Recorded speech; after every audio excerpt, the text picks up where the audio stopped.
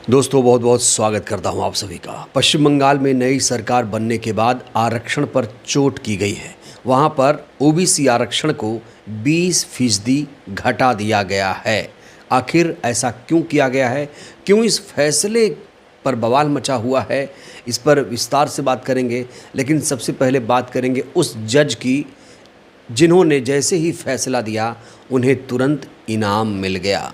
दोस्तों पिछले दिनों मध्य प्रदेश के धार के भोजशाला कमाल मौला मस्जिद मामले पर एक जज ने फैसला सुनाया था। इस जज का नाम है विजय कुमार शुक्ला।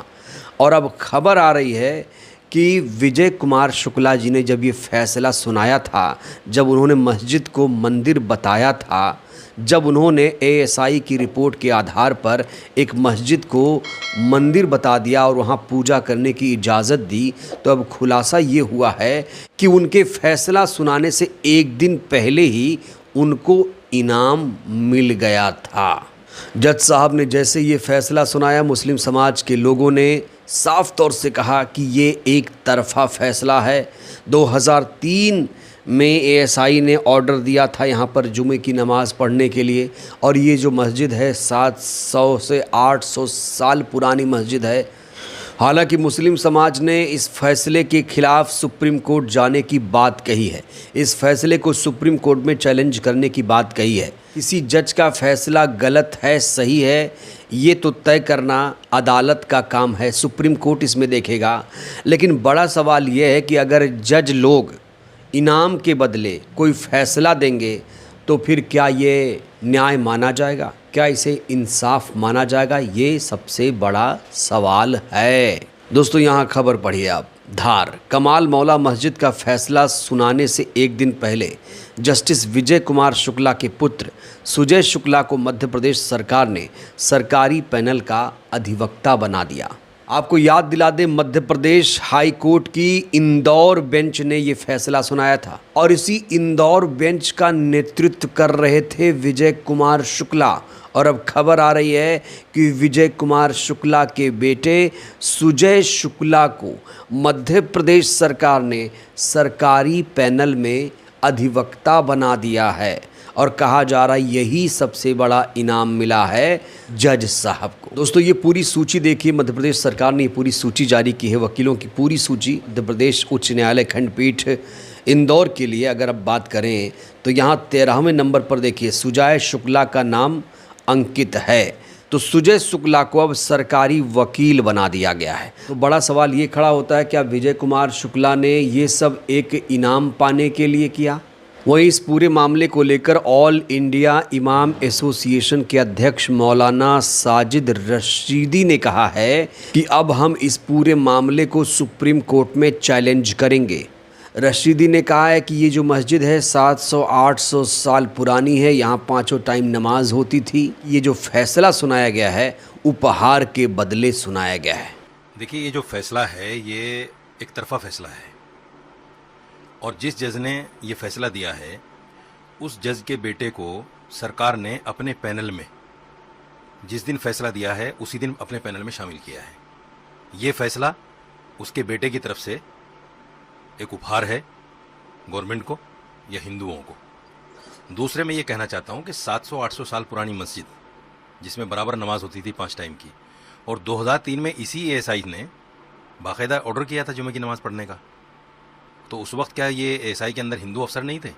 क्या उनको पता नहीं था कि मंदिर है? दूसरी और तीसरी बात, सुमित्रा महाजन को आप जानते हैं, सुमित्रा महाजन के जो पतिदेव थे वो भी उस वक्त एएसआई में थे। उनकी बाकायदा रिपोर्ट है कि ये मस्जिद है, मंदिर का कोई अवशेष इसमें नहीं है। इन सारी बातों के बावजूद भी फैसला दे दिया गया और कह दिया गया कि मंदिर है। मुसलमान क्या कर सकता है? एक ऑप्शन बचा है, सुप्रीम कोर्ट पहुंच गए हैं, देखेंगे इसमें क्या होगा।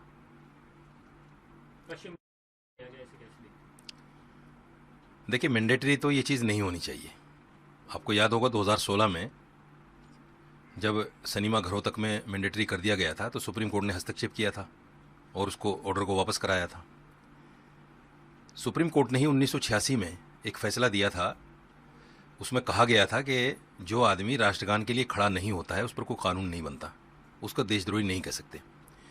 संविधान सभा में भी इस बात पर बाकायदा बात हुई और ये कहा गया कि इसको थोपा नहीं जा सकता। बार बार यही बात कही जा सकती है कि थोपा नहीं जा सकता। अपनी आस्था को दूसरे पर कैसे थोप सकते हैं आप? मैं आपसे कहूँ कि आपको नमाज पढ़नी पड़ेगी, क्यों पढ़नी पड़ेगी भाई? तो आप कैसे कह सकते हैं कि साहब जो हमारी आस्था है कि हम धरती को देवी, लक्ष्मी, माता सब मानते हैं, तो हम क्यों माने उसको?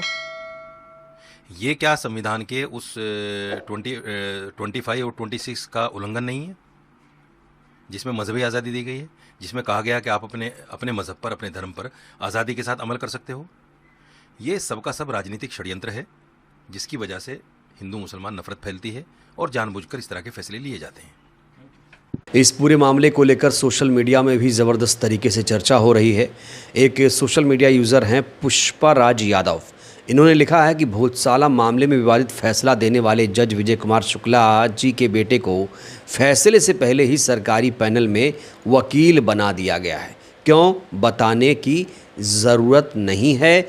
हमें कॉकरोच कहने वाले सीजीआई साहब चुप हैं।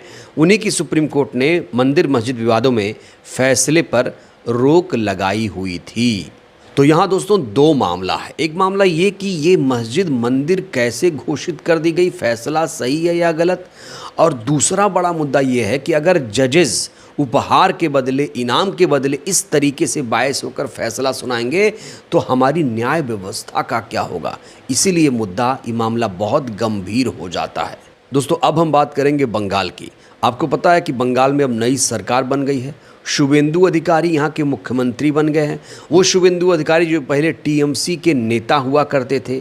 जब शुभेंदु अधिकारी के खिलाफ ईडी सीबीआई ने जांच की तो शुभेंदु अधिकारी ने पाला बदला और भारतीय जनता पार्टी में शामिल हो गए और अब भारतीय जनता पार्टी के सबसे बड़े नेता बंगाल में बन गए शुभेंदु अधिकारी और वहाँ के अब मुख्यमंत्री बन गए। शुभेंदु अधिकारी ने मुख्यमंत्री की कुर्सी पर बैठते ही ओबीसी आरक्षण पर चोट कर दी। जो ओबीसी आरक्षण 27% होना चाहिए था उसे घटाकर अब 7% कर दिया गया है। दोस्तों आपको याद दिला दें, पश्चिम बंगाल में जब ममता बनर्जी की सरकार थी तब वहाँ 17% आरक्षण था। ममता बनर्जी की सरकार थी पिछले 15 सालों से, तब भी वहाँ पर ओबीसी आरक्षण 27% नहीं था। लेकिन अब इसे 17 से 27 ना करके 17 से 7% कर दिया गया। और दलील क्या दी गई है? दलील ये दी गई है कि 17% में 10% मुसलमान शामिल थे। मुसलमानों को ओबीसी आरक्षण दिया जा रहा था पश्चिम बंगाल में। इसीलिए हाई कोर्ट के निर्देश का पालन करते हुए शुभेंदु अधिकारी ने ओबीसी आरक्षण को 17% से 7% कर दिया। दोस्तों आपको याद दिला दें, 1990 में जब मंडल कमीशन लागू हुआ था तभी से हमारे देश में 27% ओबीसी आरक्षण लागू हुआ था। और मंडल कमीशन के लागू होने के बाद कमंडल की राजनीति शुरू हो गई थी। जो सवर्ण समाज के कुछ लोग थे वो मंडल कमीशन का विरोध कर रहे थे, ओबीसी आरक्षण का विरोध कर रहे थे। और जैसे ही शुभेंदु अधिकारी ने ओबीसी आरक्षण 17 से 7% किया, वही लोग इस फैसले को जायज़ ठहरा रहे हैं, वही वर्ग आज खुशियां मना रहा है। इस पूरे मामले को लेकर सोशल मीडिया में भी ज़बरदस्त तरीके से चर्चा हो रही है। सोशल मीडिया में भी इस फैसले का विरोध शुरू हो गया है। एक यूज़र क्रांति कुमार लिखते हैं कि ममता बनर्जी ने भी ओबीसी आरक्षण को 27% नहीं किया, ऊपर से मुस्लिम जातियों को ओबीसी आरक्षण में जोड़ दिया। प्रधानमंत्री नरेंद्र मोदी जी तो खुद को ओबीसी कहते हैं, लेकिन आज तक ओबीसी आरक्षण बढ़ाकर 50% करने पर और ओबीसी समाज की गणना पर कोई फैसला नहीं करते। भारत का हर दूसरा नागरिक ओबीसी है। ओबीसी आरक्षण 50% होना चाहिए, मगर अफसोस इस बात का है कि हर तीसरा ओबीसी ठाकुर, राजपूत, क्षत्रिय बनने पर लगा हुआ है। आरक्षण की लड़ाई केवल बहादुरी से SC ST समाज ही लड़ रहा है। और कहा तो ये भी जा रहा है कि जो बंगाल में हुआ है ओबीसी आरक्षण को लेकर, वही मॉडल अब अन्य प्रदेशों में भी भारतीय जनता पार्टी की सरकार लागू करने वाली है।